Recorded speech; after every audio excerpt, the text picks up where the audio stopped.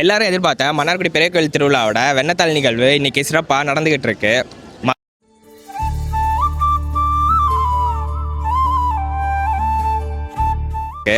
மக்கள் எல்லாரும் ஆர்வமாக வெண்ணெய்களை வாங்கி சுவாமி மேலேயும் ஐயர் மேலேயும் சேர்த்து அடிச்சிட்டு வந்துட்டு இருக்காங்க.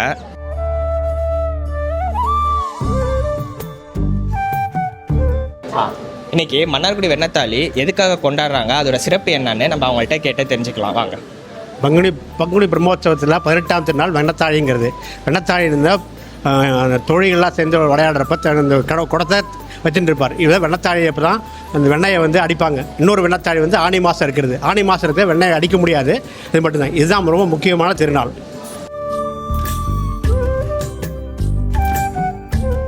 நாளைக்கு மார்ச் 24 தேர் திருவிழா நடக்க போகுது. தேரும் கிட்டத்தட்ட ரெடி ஆயிடுச்சு. யாரெல்லாம் தேர் திருவிழாவுக்கு வருவீங்கன்னு கீழே கமெண்ட் பண்ணுங்கள். மறக்காமல் நம்ம பேஜை ஃபாலோ பண்ணி வச்சுக்கோங்க.